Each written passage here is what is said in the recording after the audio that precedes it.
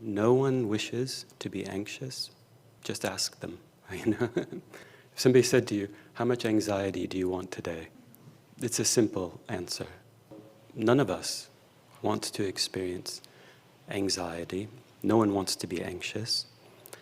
But almost everyone experiences anxiety in their life. Some people experience it only every once in a while.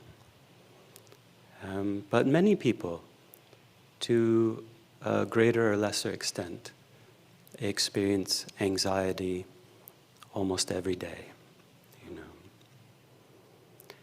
And we know that these feelings of anxiety, they always interfere with our happiness, with our sense of well-being, with our quality of life.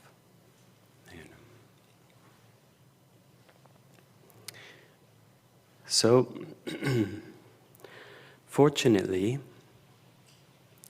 we can restore our sense of well-being, our good feelings, our happiness. We can restore them simply by calming the mind. Okay? I think too simple. It's not. Just by calming the mind, we can restore our sense of well-being, our good feelings, and our happiness. And so that is the subject of today's class, calming the mind, which we may not know, it also means controlling the mind.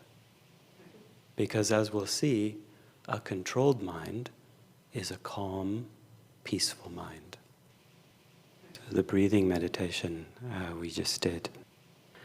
This is a simple but powerful method for learning how to calm our mind. Anyone can learn to do this, Buddhist, non-Buddhist, really learn how to calm our mind. Something that we can do for ourselves, learning to calm our own mind. Now, there's actually a lot we can learn from this breathing meditation. In reality, it's just a preliminary form of meditation. But there's a lot we can benefit from and a lot we can learn. So, for example, if we're new to meditation and we do that breathing meditation, one thing we learn is we don't actually have much control over our mind. I was thinking, sometimes it feels like our mind is something like an untrained dog. It won't sit or stay. It won't sit and stay. It chases after, the first squirrel, car, stick that it sees. So our mind's at first a little bit like that. We tell our mind, okay, stay on the breath, and off it goes. Thinking about anything else but what we want it to do.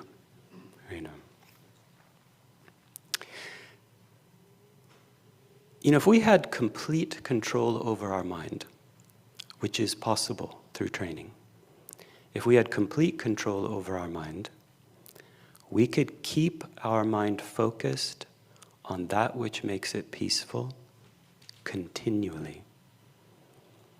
And I don't mean just in formal meditation, but that, of course, but also, eventually, in our busy daily life. We could keep our mind focused on that which makes it peaceful continually. Now, the very fact that we're not able to do that at present, even though our mind has that potential, this indicates that right now we don't really have control over our mind. Therefore, it's not a surprise, actually, that we experience different types of mental pain, such as anxiety, stress, discouragement, depression, and so forth. Many different types of unhappiness coming from uncontrolled minds.